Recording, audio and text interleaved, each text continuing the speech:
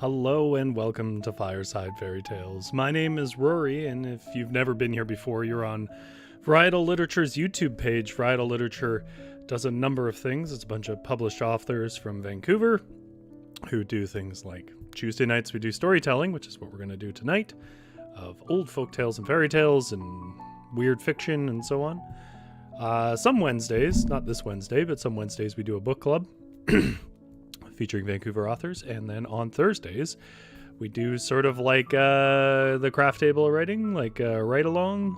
You join up for an hour and pitch ideas to me or write your own stuff based on various models of inspiration, whether it's rolling dice or something like that. That's the Varietal show. But tonight is Fireside Fairy Tales.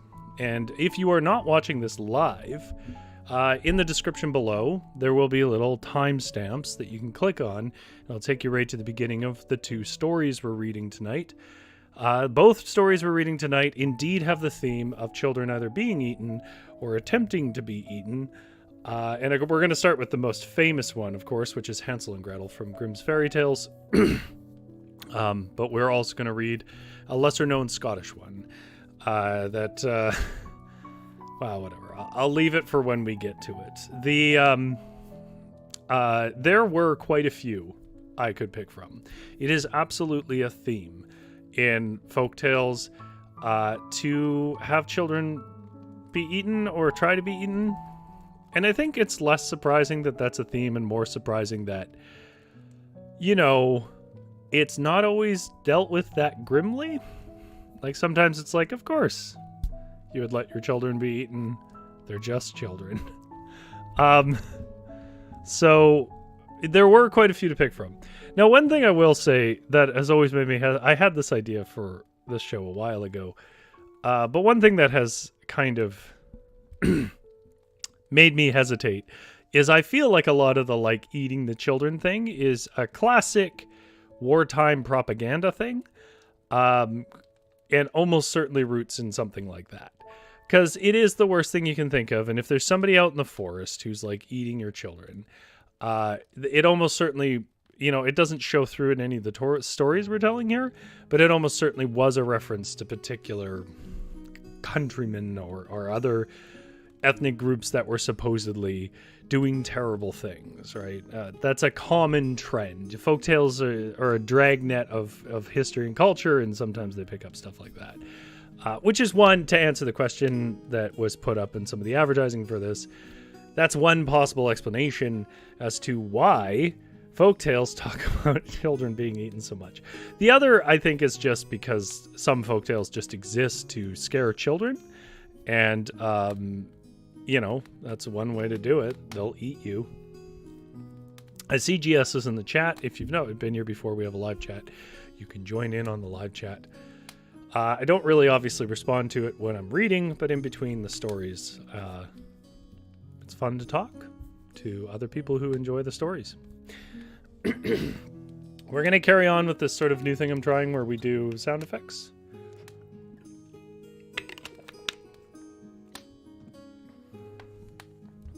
Though I will say this is like less sound effect heavy fodder. And this is mostly like forests and so on. Pardon me. Went for a run today. It's a little cold here, so that makes it a little coffee.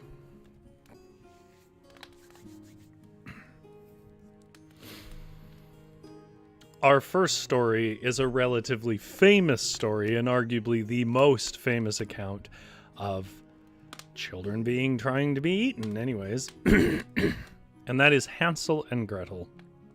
In this case, from Grimm's Fairy Tales, a collection of stories by the Grimm brothers. In that sense, we can assume this probably has some Germanic origin, since that's mainly what they used, what they gathered. So let's get a little ambiance. And as always, let me know if the sound is interfering in any way and making it hard to hear.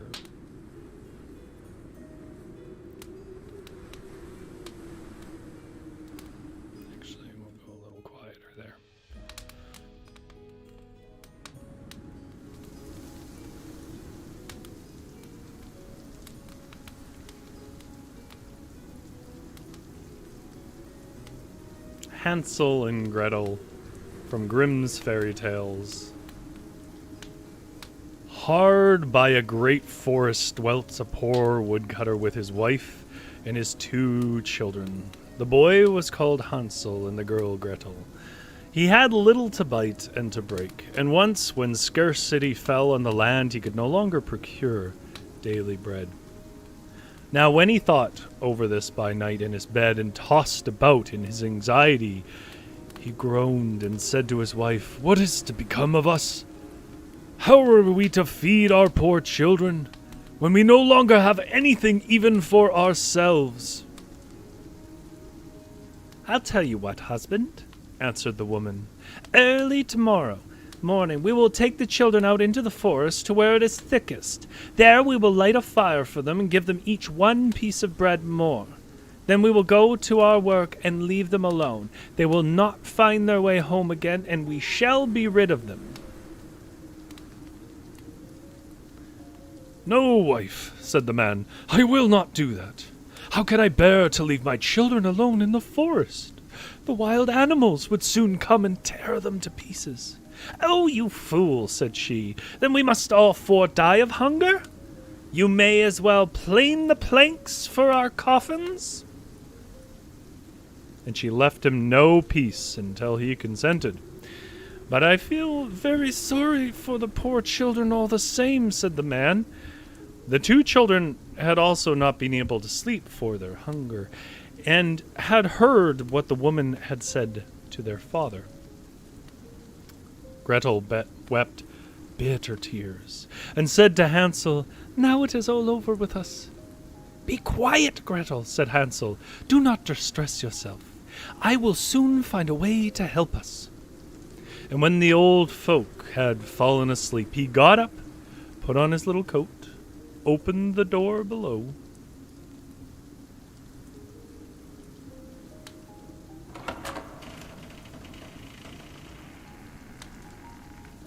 and crept outside.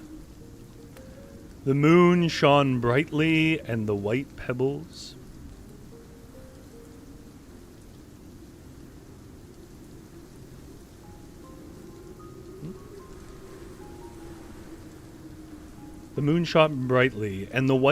which lay in front of the house glittered like real silver pennies. Hansel stooped and put as many of them in his little pocket of his coat as he could possibly get in. Then he went back in and said to Gretel, "Be comforted, dear little sister, and sleep in peace, for God will not forsake us." And he lay down again in his bed. When day dawned, but before the sun had risen, the woman came and woke the 2 children, saying, "Get up, you sluggards! We are going into the forest to fetch wood," and gave them each a little piece of bread, and said, "There is something for your dinner, but do not eat it before then, for you will get nothing else." Gretel took the bread under her apron, as Hansel had the stones in his pocket. And then they all set out together on the way to the forest. When they had walked a short time, Hansel stood still and peeped back.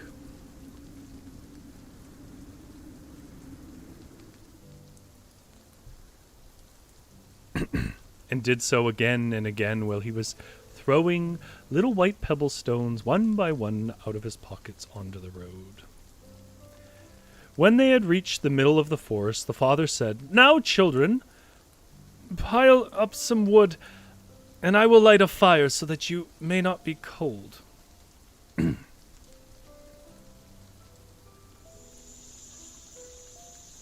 When they had reached the middle of the forest, the father said, Hansel and Gretel gathered brushwood together as high as a little hill. The brushwood was lighted, of course.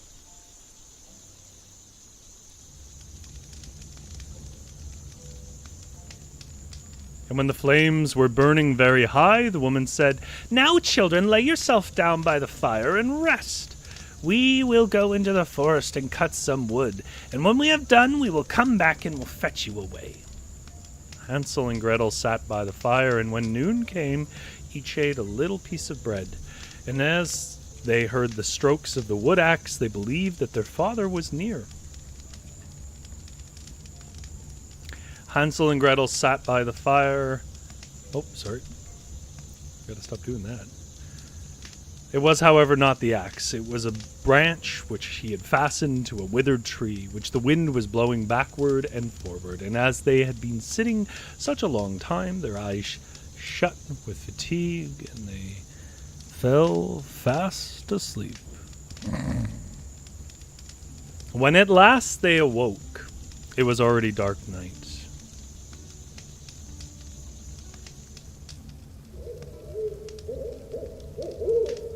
Gretel began to cry and said, "How are we to get out of the forest now?" But Hansel comforted her and said, "Just wait a little until the moon has risen, and then we shall soon find the way." And when the full moon had risen, Hansel took his little sister by the hand and followed the pebbles, which shone like newly coined silver pieces, and showed them the way. They walked the whole night long, and by break of day came once more to their father's house. They knocked at the door.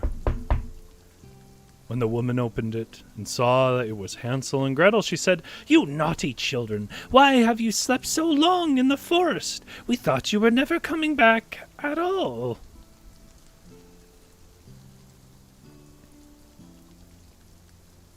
The father, however, rejoiced, for it had cut him to the heart to leave them behind alone. Not long afterwards, there was another famine in all parts, and the children heard their mother saying at night to their father, "Everything is eaten again. We only have one half loaf left, and after that there is an end. The children must go. We will take them farther into the wood, so that they will not find their way out again. There is no other means of saving ourselves." The man's heart was heavy, and he thought it would be better for you to share the last mouthful with your children. The woman, however, would listen nothing to what he said, and scolded and reproached him. He who says A must be B likewise, and as he had yielded the first time, he had to do so a second time also. The children were, however, still awake, and heard the conversation. When the old folk were asleep, Hansel again got up to go out and pick up pebbles, but the woman had locked the door, and Hansel could not get out. Nevertheless, he comforted his little sister and said, "Do not cry, Gretel. Go to sleep quietly. The good God will help us." Early in the morning came the woman, and took the children out of their beds, and their bit of bread was given to them, but it was still smaller than the time before. On the way into the forest, Hansel crumbled his in his pocket, and often stood still, threw a morsel on the ground, and little by little threw all the crumbs on the path. The woman led the children still deeper into the forest, where they had never in their lives been before. Then a great fire was again made, and the mother said, "Just sit there, you children, and when you are tired you may sleep a little. We are going into the forest to cut wood. In the evening, when we are done, we will come and fetch you away." When it was noon, Gretel shared her piece of bread with Hansel, who had scattered his by the way. Then they fell asleep. An evening passed, but no one came to the poor children. They did not awake until it was dark night, and Hansel comforted his little sister and said, "Just wait, Gretel, until the moon rises, and then we shall see the crumbs of bread which I have strewn. They will show us our way home again." And when the moon came, they set out, but they found no crumbs. For thousands of birds which fly about the woods and fields had picked them all up.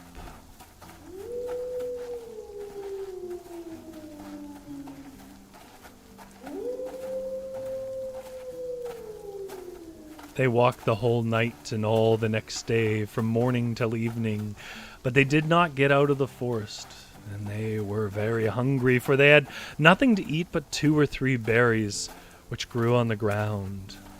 And as they were so weary that their legs would carry them no longer, they lay down beneath the tree and fell asleep.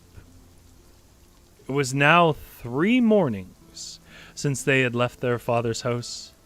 They began to walk again, but they always got deeper and deeper into the forest. If help did not come soon, they must die of hunger and weariness.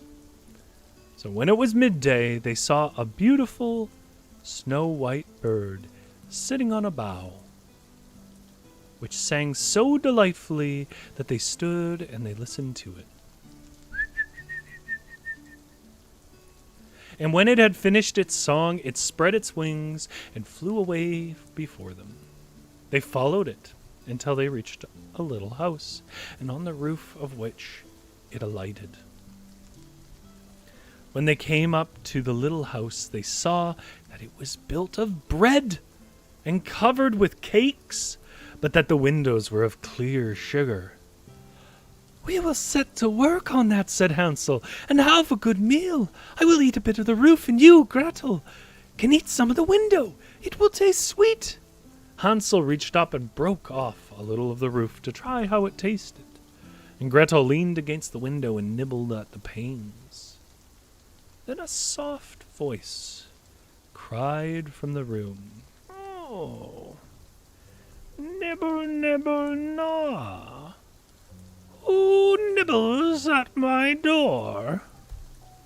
But the children went on eating without disturbing themselves.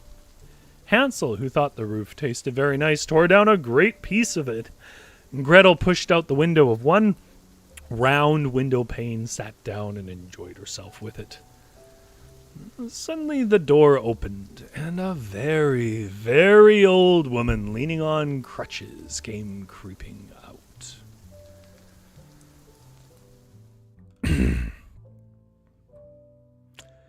Oh.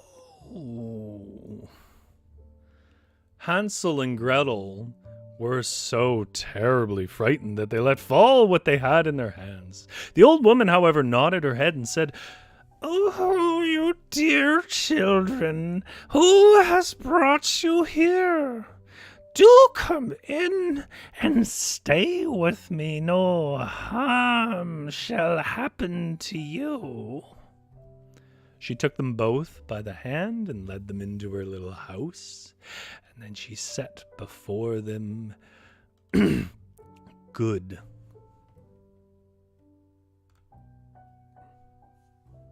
food, such as milk and pancakes with sugar, apples and nuts, which I gotta be honest, sounds pretty good to me. I'm just saying, I understand why Hansel and Gretel fell for this, because if I was really hungry, even as a grown man, I'd be like, whatever. I can take her.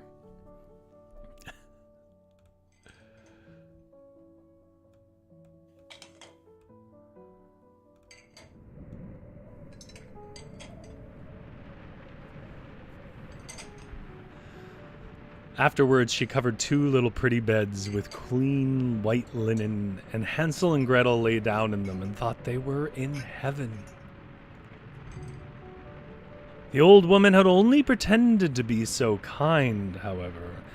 She was really a wicked witch.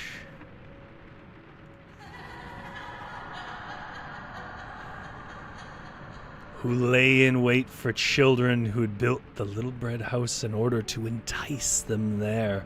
And when a child fell into her power, she killed it, cooked and ate it. That was a feast day for her. Witches have red eyes and cannot see far, but they have a keen scent like beasts and are aware when human beings draw near. When Hansel and Gretel came into her neighborhood, she laughed maliciously and said, "I have them. They shall not escape me again." early in the morning, before the children were awake, she was up. And when she saw both of them sleeping and looking so pretty with their plump, red cheeks, she muttered to herself, that will be a dainty mouthful. Then she seized Haensel with her shriveled hands and carried him into the stable.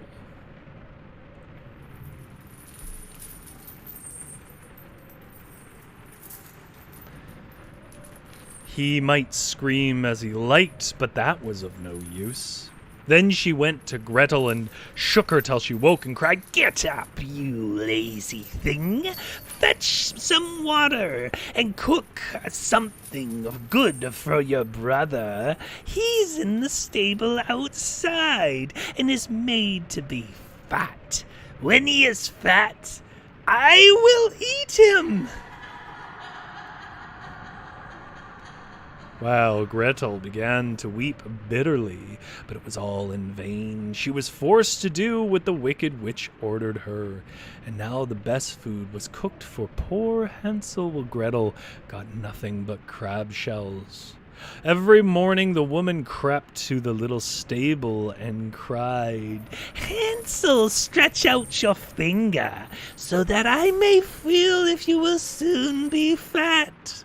When 4 weeks had gone by, she was seized with impatience and would not wait any longer. "Ho there, Grethel," she cried to the girl. "Be active and bring some water. Let Haensel, fat or lean.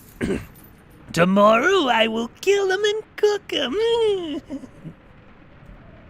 How the poor little sister did lament when she had to fetch the water, and how her tears did flow over her cheek. "Dear God, help us," she cried. "If the wild beasts in the forest had devoured us, we should at any rate have died together." "Keep your noise to yourself," said the old woman.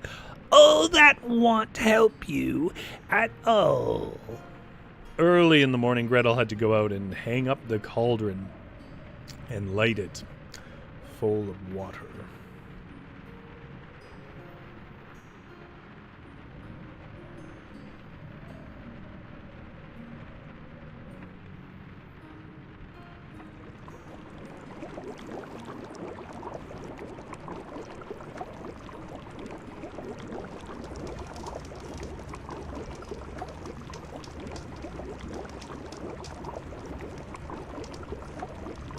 "We will bake first," said the old woman. "I've already heated the oven and kneaded the dough." She pushed poor Grethel out to the oven, from which flames of fire were darting. "Creep in," said the witch. "See if it is properly heated, so that we can shut the bread in." And when once Grethel was inside, she intended to shut the oven and let her bake in it, and then eat her too. But Grethel saw what she had in mind and would not creep in. "Silly goose," said the old woman. "The door is big enough. Just look, I can get in myself." And she crept up and thrust her head in, and then she fell over into the oven and was miserably burnt to death. Grethel, however, ran as quick as lightning to Haensel, opened his little stable, and cried, "Haensel, we are saved! The old witch is dead!" Then Haensel sprang out like a bird from its cage, and when the door is open for it, how they did rejoice, embrace each other, and dance about and kiss each other. And as they had no longer any need to fear her, they went into the witch's house, and in every corner there stood chests of pearls and jewels. "These are far better than pebbles," said Haensel, and thrust it into his pockets, whatever could be got in. And Grethel said, "I too will take something home with me," and filled her pinafore full. "But now we will go away," said Haensel, "that we may get out of the witch's forest." And when they had walked for 2 hours, they came to a great piece of water, that they could not get over.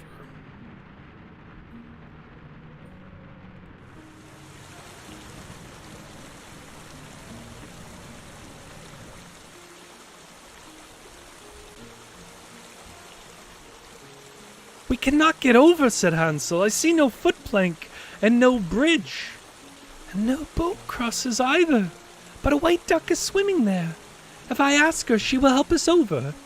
Then she cried, little duck, dost thou see Hansel and Gretel are waiting for thee? There's never a plank nor a bridge in sight. Take us across on thy back so white." So the duck came to them, and Hansel seated himself on her back and told his sister to sit by him. "No," replied Gretel, "that will be too heavy for the little duck. She shall take us across, one after the other." The good little duck did so, and when they were once across safely and had walked for a short time,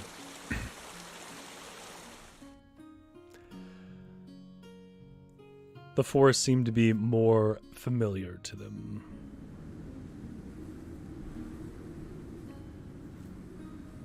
At length they saw from afar their father's house, and then they began to run, and rushed into the parlor,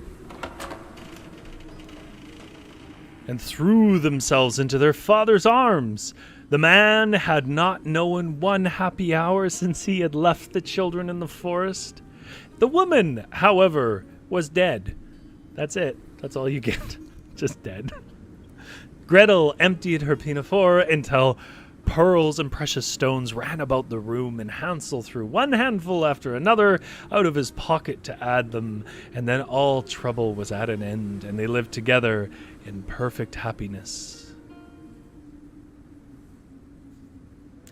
And that is Grimm's fairy tale, very famous Hansel and Gretel, which I gotta say is not the version that I knew. There's a lot of things that are different about it. It still, has the same things in principle, but I see GS says it's a dietary tale. Yeah. GS also points out something that I noticed that I have literally no explanation for. I don't really understand its choices, which is the father is father, but the woman is the woman. And all I can really say to that is maybe she's a stepmother or something, or it's not her mother and it's just some guy or some lady he's dating. Because I don't know what else calling her woman implies. She certainly doesn't act like their mother. That much is clear. And they never really, I don't think they ever say she's their mother, but...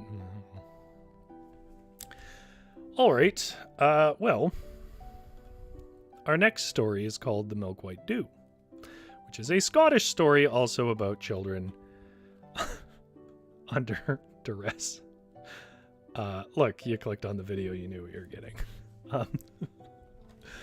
The Milk White Dew is really a reference to a bird, which we'll see in a moment. The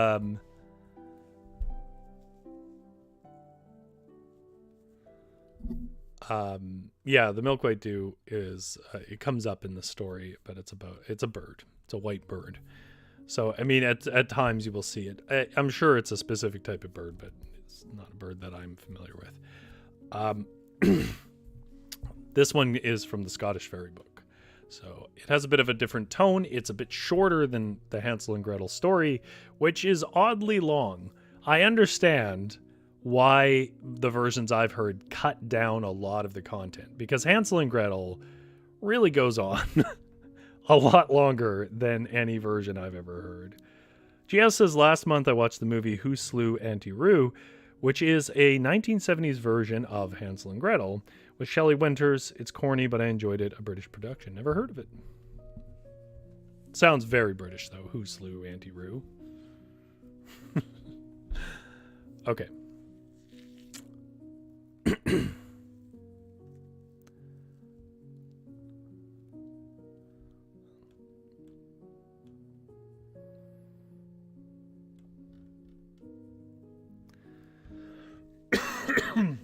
Pardon me.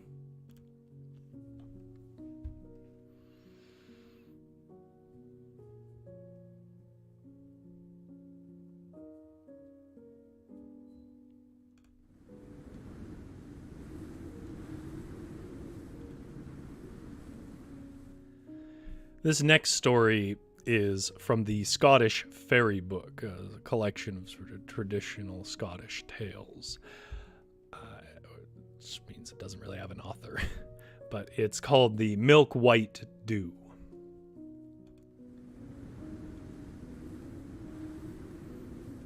There was once a man who got his living by working in the fields. He had one little son called Curlylocks, and one little daughter called Golden Tresses. But his wife was dead, and as he had to be out all day, these children were often left alone. So as he was afraid some evil might befall them, and there was no one to look after them, he, in an ill day, married again. I say in an ill day, for his second wife was a most deceitful woman, who really hated children, although she pretended, before her marriage, to love them. And she was so unkind to them, and made the house so uncomfortable with her bad temper, that her poor husband often sighed to himself and wished he had let well enough alone, and remained a widower. But it was no use crying over spilt milk. The deed was done, and he just had to try and make the best of it. So things went on for several years, and until the children were beginning to run about the doors and play by themselves. Then one day, the goodman chanced to catch a hare. He brought it home and gave it to his wife to cook for dinner. Now, his wife was a very good cook.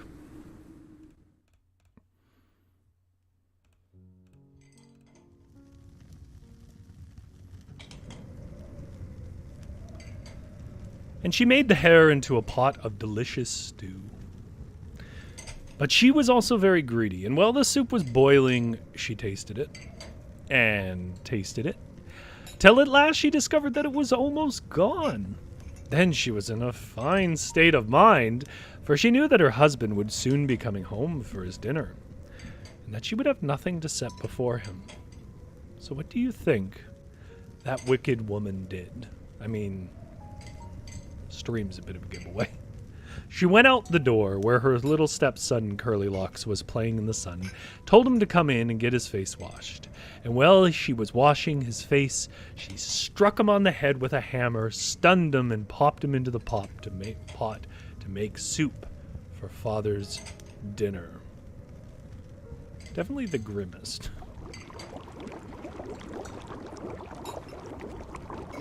By and by, the goodman came in from his work, and the soup was dished up, and he and his wife and his little daughter, Golden Tresses, sat down to sup.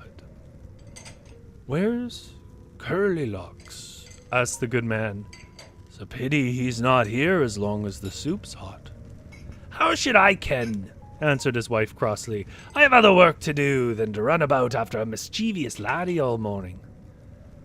The goodman went on supping his soup in silence for some minutes.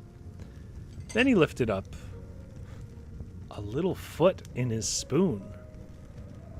"This is Curlylocks' foot," he cried in horror. "There hath been ill work here." "Let's have her," answered his wife, laughing, pretending to be very much amused. What should Curlylocks' foot be doing in the soup? 'Tis the hare's forefoot, which is very like that of a bairn." There's a little drawing of it. But presently the goodman took something else up in his spoon. "This is Curlylocks' hand," he said shrilly. "I ken it by the crook in his little finger." "The man's demented," retorted his wife, "not to ken the hind foot of a hare when he sees it." So the poor father did not say any more, but went away out to his work, sorely perplexed in his mind. So he's an idiot, in other words. Well, his little daughter, Golden Tresses, who had a shrewd suspicion of what had happened, gathered all the bones from the empty plates, and carrying them away in her apron, buried them beneath a flat stone close by a white rose tree that grew by the cottage door.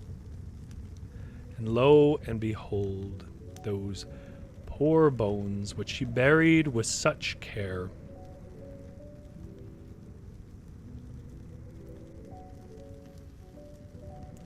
grew and grew to a milk-white dew that took its wings and away it flew. And at last it lighted on a tuft of grass by a burnside where two women were washing clothes.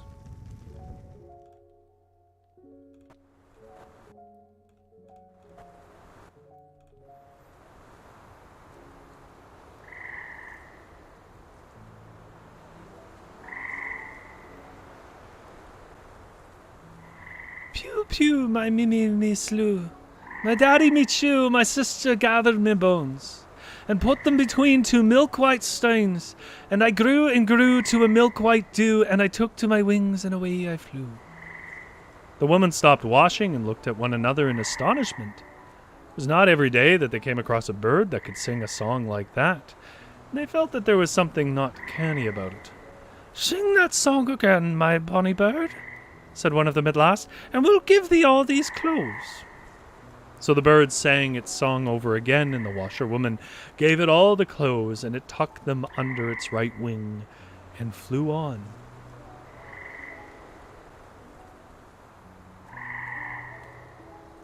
Presently it came to a house where all the windows were open. It perched on one of the windowsills, and inside it saw a man counting out a great heap of silver. And sitting on the windowsill, singing its song,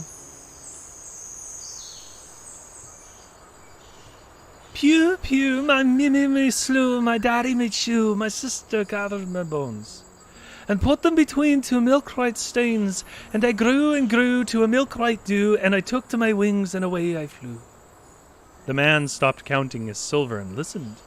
He felt like the washerwoman, that there was something not canny about this dew. When it had finished its song, he said, "Sing that song again, my bonny bird, and I'll give thee this silver in a bag." So the dew sang it song over again, and got the bag of silver, which it tucked under its left wing. Then it flew on. It had not flown very far, however, before it came to a mill where two millers were grinding corn, and it settled down on a sack of meal and sang its song to them. "Pew, pew, my mimmy me slew, my daddy me chew, and my sister gathered my bones. And I put them between two milk-white stones, and I grew and grew into a milk-white dew, and I took to my wings, and away I flew." The millers stopped their work and looked at one another, scratching their heads in amazement. "Sing that song over again, my bonny bird," exclaimed both of them together. "And when the dew had finished, I will give you this millstone." So the dew repeated its song and got the millstone, which it asked one of the millers to lift on its back. Then it flew out of the mill and up the valley, leaving the two men staring after it with dumb astonishment. I don't know what kind of bird can carry a millstone. As you may think, the milk-white dew had a heavy load to carry, but it went on bravely until it came within sight of its father's cottage, and lighted down at last on the thatched roof.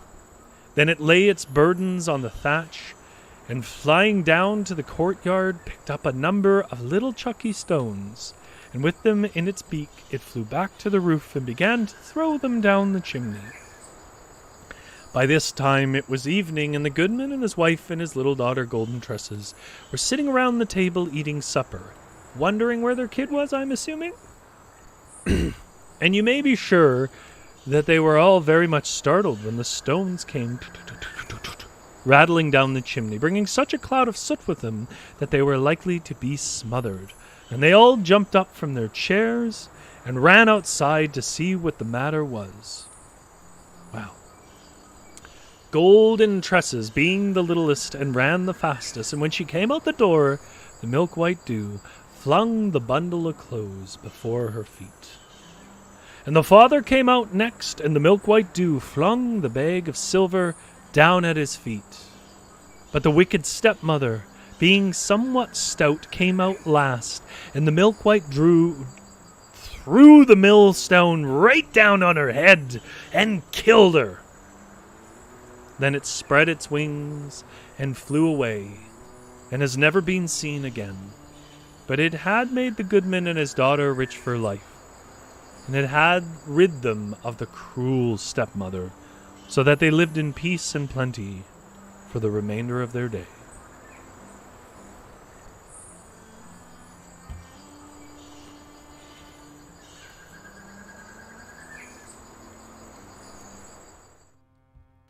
And that is the end of the story. That is the little, the milky white dew. The milk white dew. I mean, it's grim.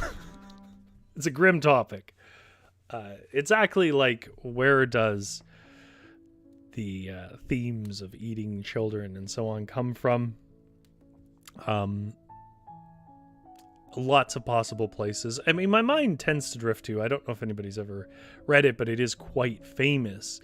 My mind drifts to A Modest Proposal. The full title, I never forget. Let me get you it. Modest Proposal is a satirical essay by Jonathan Swift. Let's see if I can remember the full title. There it is. A Modest Proposal for Preventing the Children of Poor People from being a burden to their parents or their country. In the course of it, what it does, the essay does, is it proposes that they use their children like cattle and eat them. And it's not actually proposing that. Jonathan Swift is instead calling out sort of petty bourgeoisie and upper class culture for being incredibly cruel. And unfeeling about people who are trying to survive in abject poverty. And I feel like, there are elements of that like cannibalism is like the ultimate sign, it still is in literature, the ultimate sign of desperation. And it's where people's minds go to when they think about stories of trying to emphasize how desperate things have become. Exactly what the moral of these stories are, I kind of think they both have the same moral. I'm most confident about Hansel and Gretel. And of course, stories are whatever they says to you. So, like, I'm no authority on this, but in Hansel and Gretel, it seems pretty clear that the point is what the father says in the midway of the tale, which is have faith in God to take care of your family.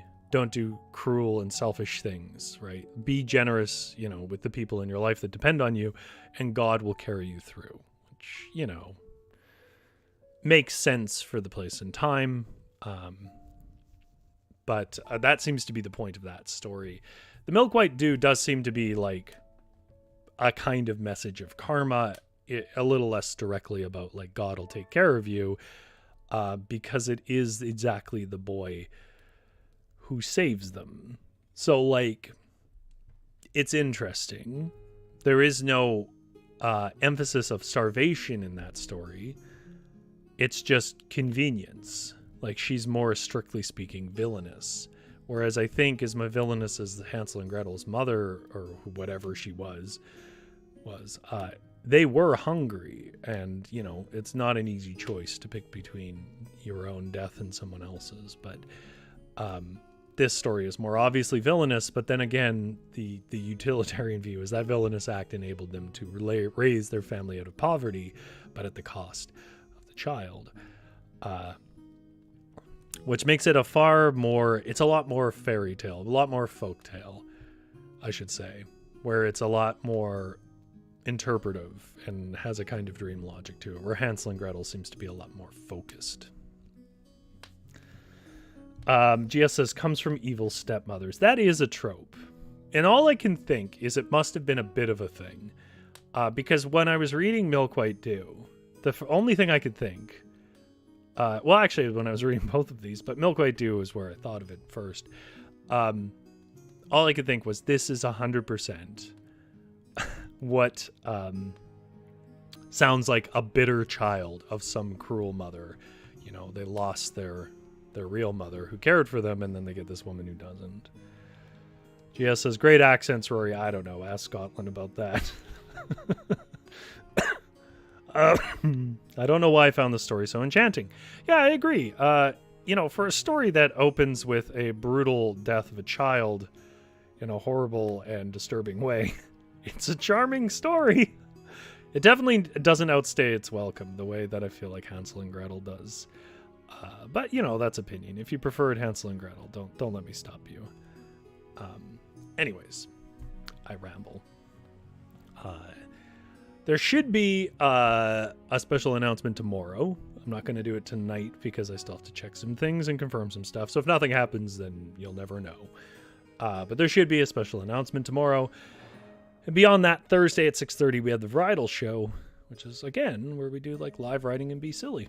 And you should come and hang out at some point to that because it is just good fun. A sort of write along together.